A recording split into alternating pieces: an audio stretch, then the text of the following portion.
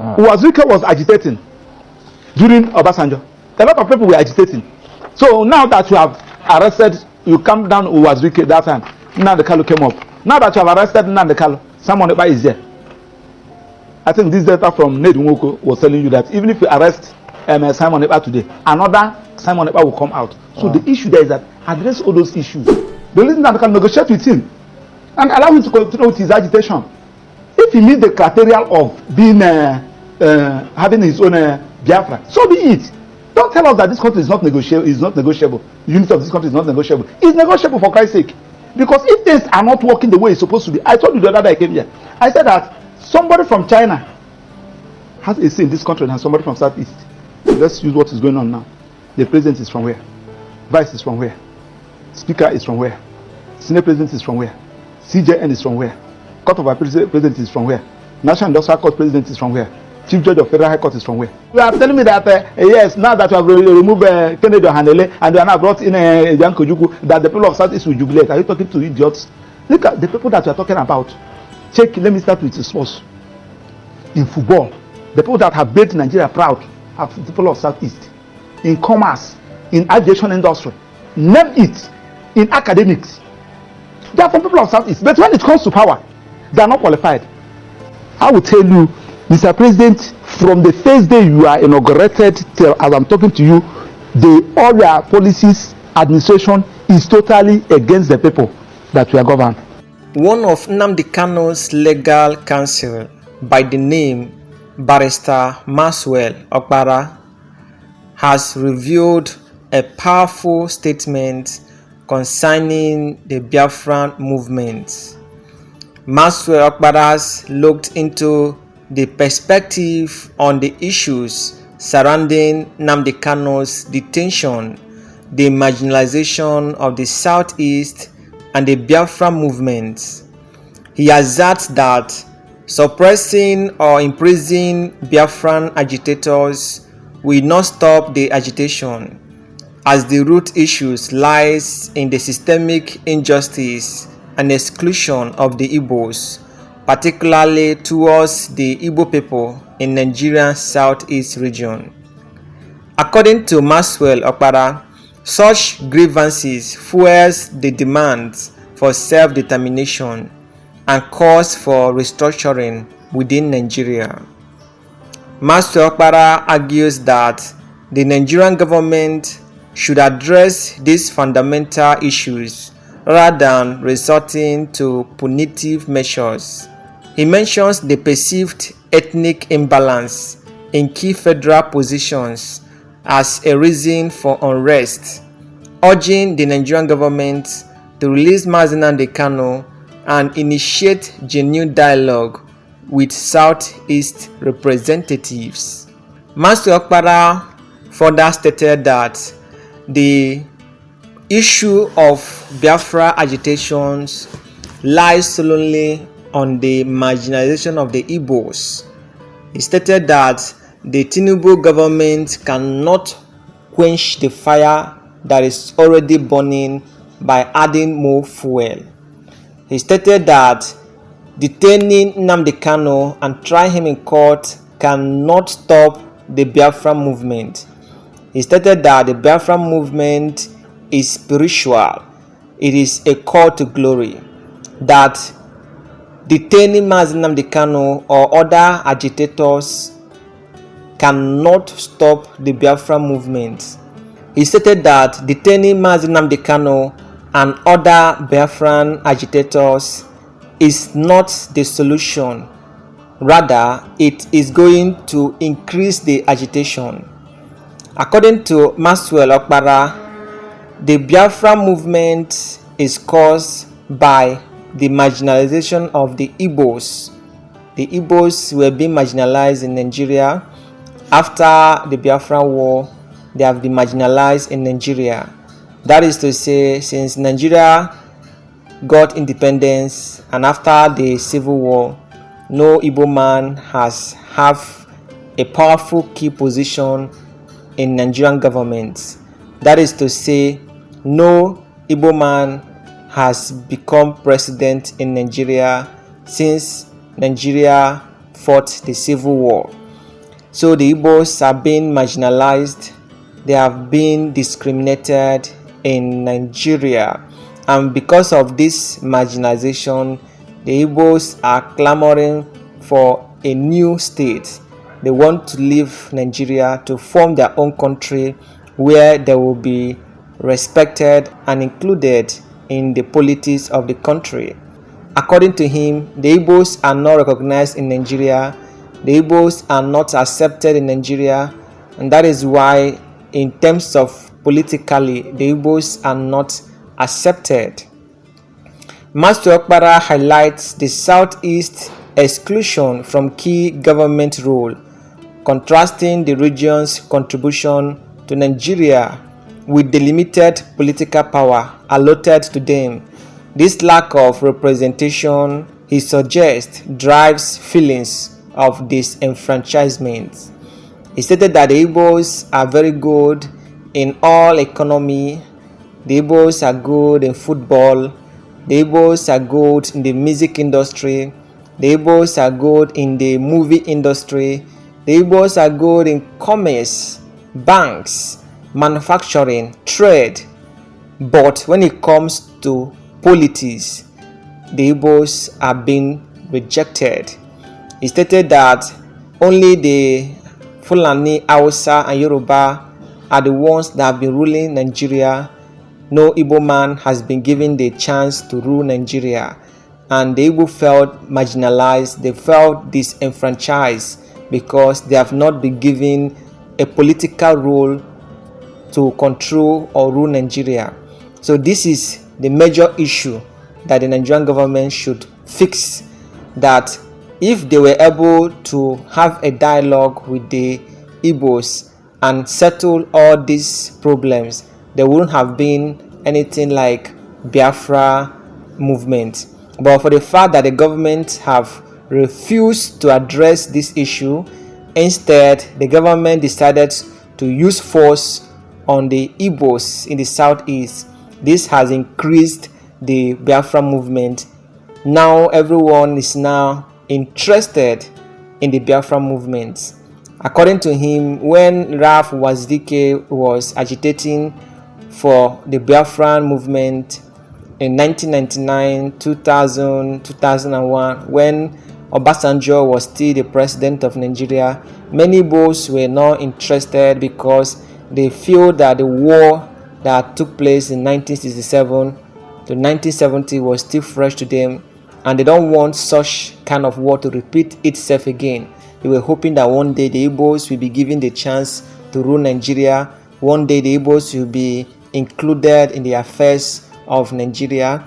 That was the hope until Obasanjo finished his tenure and Yar'Adua took over. From Yar'Adua, Jonathan took over, and from Jonathan, Muhammadu Buhari took over. This was what was happening until Nnamdi Kanu came into the picture. After Wazirike was suppressed, Nnamdi Kanu came into the picture. It was through Nnamdi Kanu that Igbos started accepting the Biafra movement, until Nnamdi Kanu was also detained and Simon Ekpa came out. Now Simon Ekpa has more followers. People are joining the Biafra movement on a daily basis. There is more people joining the movement, and if the government continue suppressing the Biafra struggle, there will be more people that will be joining the movement, and before you know it, the Biafra independence will be actualized. Because when more people join in the referendum, the international community will begin to recognize the movement, and before you know it, the Biafra independence will be achieved. Barrister Maxwell Opara criticizes the government's focus on suppressing agitation through force rather than addressing underlying grievances. He argues that peaceful negotiation and allowing lawful agitation are more democratic responses. He stated that the government should stop suppressing the movement, rather they should look for a way to communicate, to go into dialogue with the key leaders of the IPOB struggle and ask them what the need so that they can make demands for it. He stated that the government are using force to suppress the Biafra movement, which is even increasing the movement more and more, because as the government is suppressing the movement is expanding, gaining more support and gaining more people into the cause. Maxwell Opara points out inconsistency in government actions, comparing the strict measures against Southeast agitators to leniency shown towards other groups who incited violence without facing significant consequences. According to him, when it comes to the Igbos, the government go into force, but when it comes to other ethnic groups, the government are so calm, and that is what is hurting the Igbos the more, because anything that has to do with the Igbos, the government will call with full force. Compare this with the Fulani herdsmen and the Boko Haram bandits. You can see how the governments are petting them, but when it comes to IPOB of Southeast, you see how the government are coming with full force, ammunition, and so on and so forth. Barrister Maxwell Opara also stated that, advocating for Nnamdi Kanu release, Barrister Maxwell Opara believes that this will provide an opportunity for the government to engage in meaningful dialogue. He emphasized that addressing the Southeast concerns can prevent further unrest. He further stated that releasing Mazi Nnamdi Kanu is one step to ending the current crisis in the Southeast and also to address the IPOB issue. He stated that until Mazi Nnamdi Kanu is released, that is when the IPOB can sit down and have a dialogue with the government. But if Mazi Nnamdi Kanu is not released, there is no way the IPOB can have a dialogue with the government. He stated that that is the best option that the government needs to do, first by releasing Nnamdi Kanu, and after that they go into dialogue with the IPOB and make sure that the demands of the IPOB is being met so as to end the lingering crisis that has been going on for long. I'll play the video for you guys to watch and see for yourself. Somebody said that now that you have appointed the wife of Ikemba Ojukwu, that is a strategic to get the people of Southeast. I don't know who is advising you. If you cannot take advice of somebody like Obiozo, late, the former president of Ohaneze, you cannot take the advice of Ezife, late. You cannot take advice of someone like Iwayang. You cannot take advice of someone like Obonyon.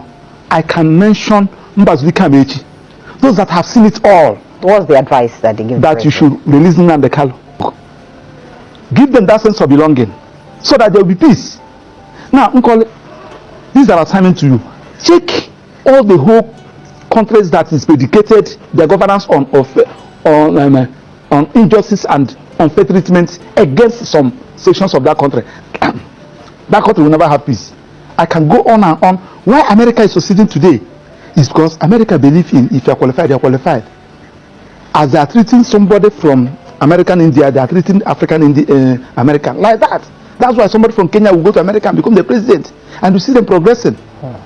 So okay, somebody agitated of marginalization. Yeah. After 50 years, you are still doing the same thing, and you feel that you have peace.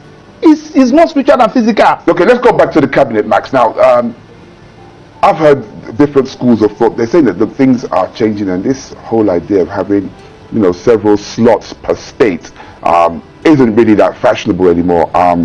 That really what people want are performers. I mean, if you get 30 Jebu people, if they're the best, you have put them there and let them do the job. So, but this ethnicity diversity continues to play a part, and that's the reason why many people seem to see the appointment of Bianca Ojukwu as a masterstroke.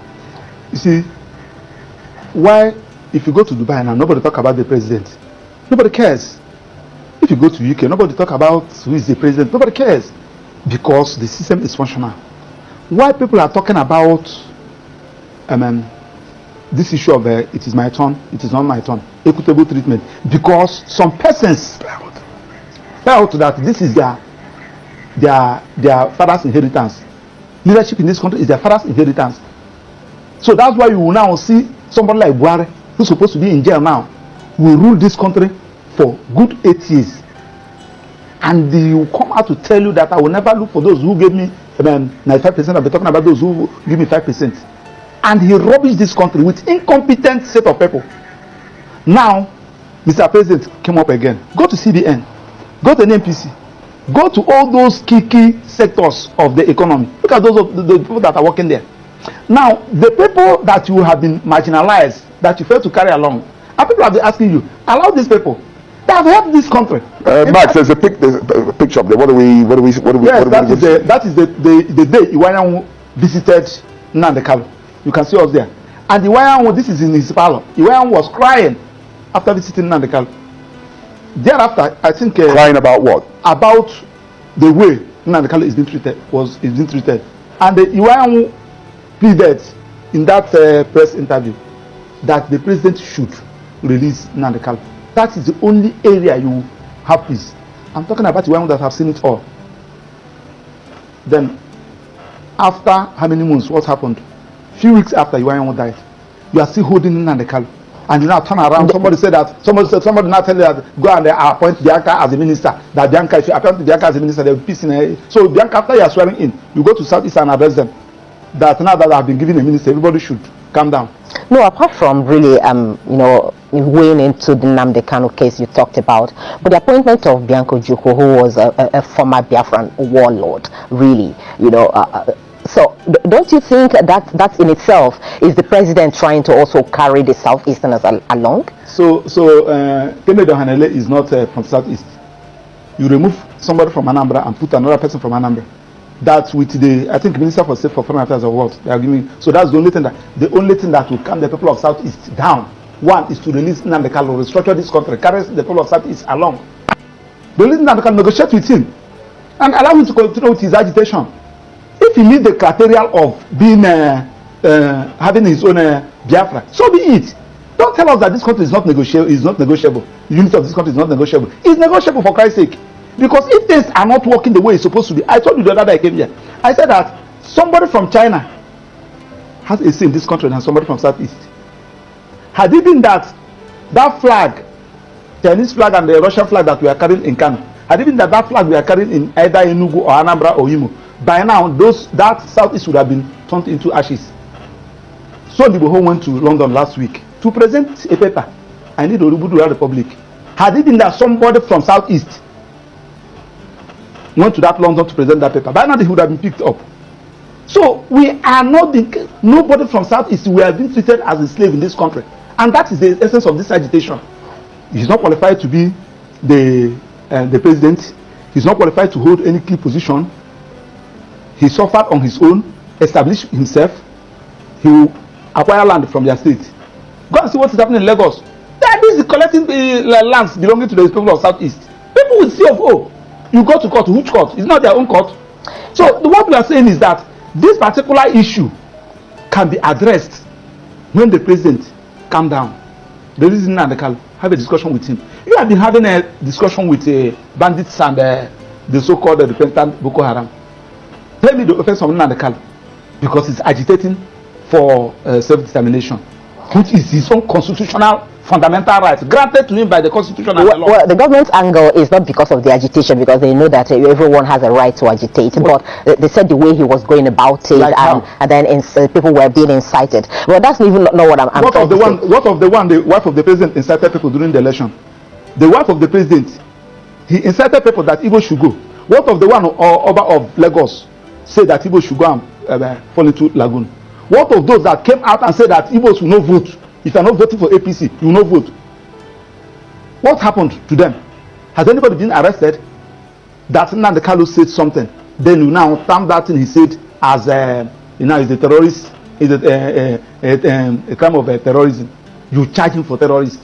His own lawful organization that is registered in almost all the whole countries in America and Europe and Asia, and you now came to Nigeria, you term it a terrorist organization. Now you are now saying that now that IPOB is being recognized in almost all the whole countries in America and Europe. So you are now saying that America, France, Germany, they are recognizing a terrorist organization because you don't want anybody to agitate. You want to suppress anybody. If you talk, kill him, suppress him, jail him. in a country that is predicated on a constitutional governance. It cannot work like that. Okay, let's get back to the ministerial nomination of Bianca Ojukwu, because you said he took away one from Anambra and brought in another. But remember that the president took away the minister based on the KPI results that came out, which he was not even the one, that did the evaluation. It was the result given to him with which he did that, meaning that if actually the minister had performed, above board in the KPI, they wouldn't have had any reason to remove her rather. Now, still on that ministerial list, we have 48 of them, am I right? And we have 36 states in this country, including FCT 37. So apart from Southeast, that have only 5, every other region have more than 6, apart from Southeast. Now, check since 1999, we have been having series of presidents. Just let's use what is going on now. The president is from where? Vice is from where? Speaker is from where? Senate president is from where? CJN is from where? Court of Appeal president is from where? National Industrial Court president is from where? Chief Judge of Federal High Court is from where? And they are saying that the people of Southeast belongs to this country. The chief of are you sure you're not, Max, are you sure you're not? I mean, it's just like what I said too. I mean, isn't it time we started to be less sentimental about this diversity? We have to apply it now. We are saying that the only people that are qualified to hold all this position, nobody from South is qualified. On what basis? Are you saying that there's but the chief of naval staff is from the Southeast? Huh? The chief of naval staff? From where? I'm talking about the key position. Number 1 person, number 2 person, number 3 person, number 4 person, number 5 person. The key position, we have 3 arms of government: the executive, the judiciary, and the parliament. You can never see anybody from Southeast there. Now, the point we are talking about is that when I'm not even talking about, I'm in court about lopsided appointments. Okay. I can avail that my process because I did an intensive research in that process. File it, asking court to view whether this particular appointment, whether this particular governance is in line with Federal Character Establishment Act, an act of National Assembly that said that you should carry everybody along. Section 14 of the Constitution also said that you should carry everybody along. And we are now doing all these things. You are telling me that, yes, now that you have removed Kennedy Ohanele and you are now brought in Bianca Ojukwu, that the people of Southeast will jubilate. Are you talking to idiots? Look at the people that you are talking about. Check, let me start with the sports. In football, the people that have made Nigeria proud are the people of Southeast. In commerce, in aviation industry, name it, in academics. They are from people of Southeast. But when it comes to power, they are not qualified. And we want them to be happy. Listen, let me tell you, like today that is Monday, go to Southeast. And my annoyance is that these things are avoidable for Christ's sake. The one at Niger, release Nnamdi Kanu. Let us start addressing this issue. This early morning, somebody sent me a clip, something they posted, that they said from, I think they said next week, the next 2 weeks, that there will be nothing like federal courts in the whole of Southeast. What do I mean by federal courts? Federal courts, National Industrial Court is a federal court. Federal High Court is a federal court. Court of Appeal is a federal court. Now, the judges that are there, most of them are not Igbos. Majority of them are not Igbos. How should you risk somebody to go and preside in the Court of Appeal or the judicial division, Oka Judicial Division, Enugu Judicial Division? How can you appoint somebody to go and preside in Federal High Court in the Southeast, National Industrial Court in the Southeast? And we are not even thinking about all this, and the judges are not even thinking about So the point we are talking about is that when there is a problem, look for a solution. Personally, somebody like us, we are not even, I'm defending Nnamdi Kanu, one of his lawyers. So when they say so you people are not doing what you're supposed to do, the person that is calling you, don't even know him. He's using a hidden number to call you. You don't even know what you're talking about court. The only thing is that you went to court and you were unable to bring Nnamdi Kanu out. You're not even safe. Okay, Maxwell, let me ask you this, because from what you're saying, I've also heard IPOB many times deny, allegations of being involved in some of the killings that happen in the Southeast and some of the, the ills that we see in the society. Even the sit-at-home in question, IPOB has also claimed that he has not asked anybody to sit at home. I don't know, get my point. So the point I'm making is that from what you're saying, it would look as if what you're actually trying to say is that it's because Nnamdi is being held, yes, that is why the ills in the society in the Southeast has escalated. Does it have anything to do with him? That is what you're saying. Do you know why? Nnamdi Kanu, IPOB is his initiative. He established it, he organized it. Now when you now kidnapped him or adopted him, and unlawfully, because the Supreme Court have said that he was unlawfully brought into this country, and You kept him incommunicado. Everybody on his own. This one we kill, you said at IPOB. This one we maim, you said at IPOB.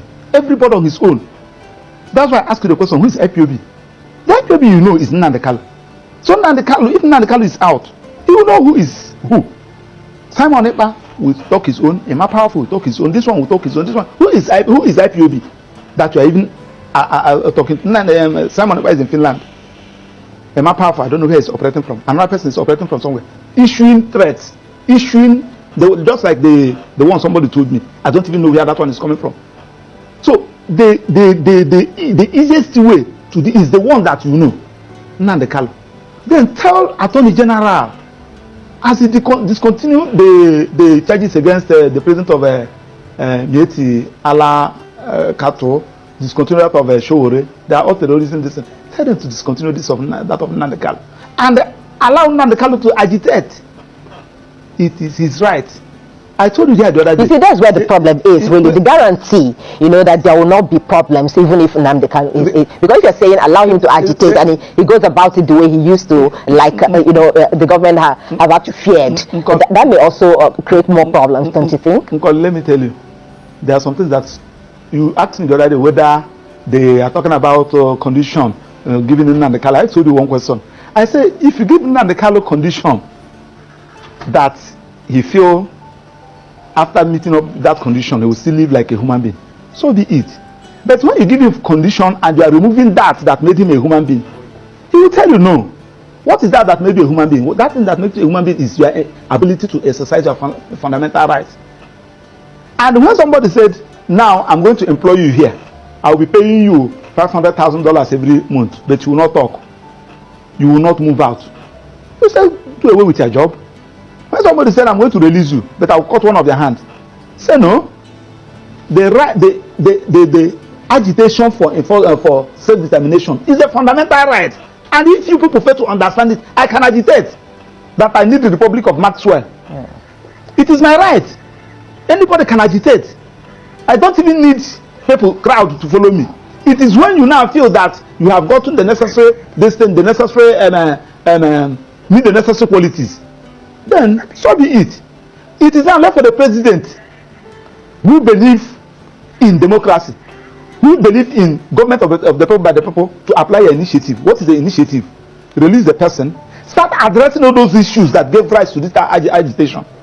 It has been there. Uwazuka was agitating during Obasanjo.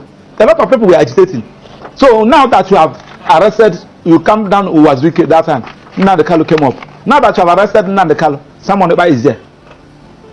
I think this data from Ned Nwoko was telling you that even if you arrest Simon Ekpa today, another Simon Ekpa will come out. So the issue there is that address all those issues.